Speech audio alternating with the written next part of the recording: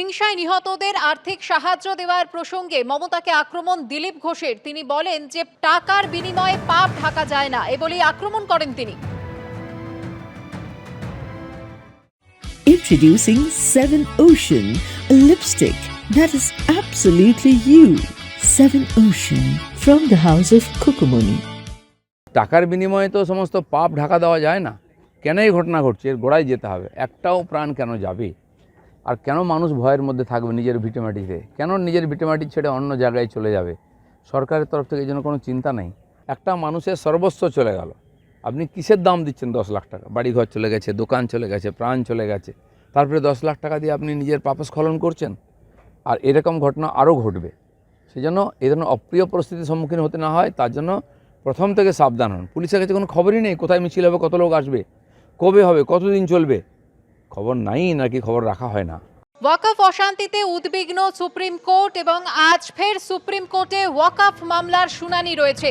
অন্তর্বর্তী রায়ে 3টি নির্দেশ দিতে পারে সর্বোচ্চ আদালত। এ নিয়ে বিস্তারিত জানবো, কথা বলবো আমাদের প্রতিনিধি সৌভিক মজুমদারের সঙ্গে। সৌভিক, দেখো, আজকে দুপুর 2টোর সময় সুপ্রিম কোর্টের মাননীয় প্রধান বিচারপতির বিশেষ যে বেঞ্চ রয়েছে 3 সদস্যের, সেই বিশেষ বেঞ্চেই এই মামলার বিচার প্রক্রিয়া শুরু হবে। এবং যেমনটা তুমি জানো, ইতিমধ্যে গতকাল সুপ্রিম কোর্টের তরফ থেকে এই মামলার ক্ষেত্রে অন্তর্বর্তীকালীন নির্দেশ হিসাবে 3টি নির্দেশের কথা সুপ্রিম কোর্টের তরফ থেকে প্রস্তাব রাখা হয়েছিল। এবং সেই প্রস্তাবে খুব স্পষ্ট করে বলা হয়েছিল যে ওয়াকফ সম্পত্তিগুলো ইতিমধ্যে সুপ্রিম কোর্টের তরফ থেকে বা অন্যান্য যে কোনো আদালতের তরফ থেকে ওয়াকফ সম্পত্তি বলে চিহ্নিত হয়েছে, সেই সম্পত্তিগুলোর ক্ষেত্রে কোনো রকম পদক্ষেপ নতুন এই আইন বলে বা বিলের বলে করা চলবে না।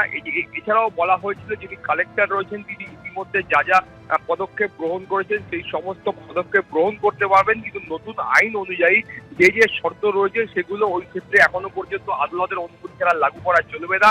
এবং এছাড়াও সুপ্রিম কোর্টের তরফ থেকে আরো একটা বিষয় স্পষ্ট করে দেওয়া হয়েছিল যে এই যে কমিটিগুলো রয়েছে বা যে কাউন্সিলগুলো রয়েছে, সেই কাউন্সিলে যারা এক্স অফিসিও মেম্বার রয়েছে তারা অমুসলিম হতে পারে, কিন্তু অন্যান্য যারা মেম্বার থাকবেন তাদেরকে মুসলিম হতেই হবে। এই ধরনের একটা অন্তর্বর্তীকালীন নির্দেশের প্রস্তাব গতকাল সুপ্রিম কোর্টের তরফ থেকে রাখা হয়, যার ভিত্তিতে আজকে এই মামলার বিচার প্রক্রিয়া সংগঠিত হবে। এবং যেটা মনে করা হচ্ছে বা যেটা আইনজীবীরা বলছেন, সেক্ষেত্রে এই 3টি প্রস্তাবের উপর ভিত্তি করেই আজকে অন্তর্বর্তীকালীন কোনো নির্দেশ হয়তো সুপ্রিম কোর্টের তরফ থেকে দেওয়া হবে এবং তারপরে এই মামলার বিচার প্রক্রিয়া সুপ্রিম কোর্টে আগামী দিনেও চলবে। ধন্যবাদ সৌভিক। অশান্ত মুর্শিদাবাদ, ডিজিপিকে সংসদে তলবের দাবি তুললেন বিজেপি সাংসদ সৌমিত্র খা। ডিজিপির সঙ্গে মুর্শিদাবাদের পুলিশ সুপারকেও তলব করার দাবি তুলেছেন তিনি। তদন্তের রিপোর্ট পেশ করার জন্য তলবের জন্য স্ট্যান্ডিং কমিটিকে চিঠি। কি অবস্থা মুর্শিদাবাদের? স্ট্যান্ডিং কমিটিকে সরে জমিনে খতিয়ে দেখার আবেদন।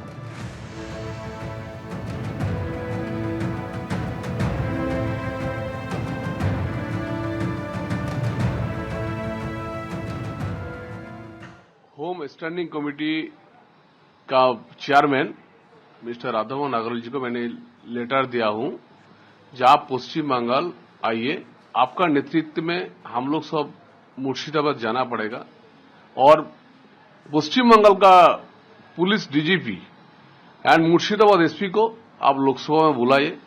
जी इन्वेस्टिगेशन में कितने आगे बढ़ा, कितने अरेस्ट हुआ और बार बार ये घटना पश्चिम बंगाल में हिंदू का ऊपर क्यों हो रहा है, इसके इन्वेस्टिगेशन करने के लिए और इसमें आगे ना हो, इसलिए मैंने राधा मोहन जी को चिट्ठी दिया है as a standing committee member of the home affairs.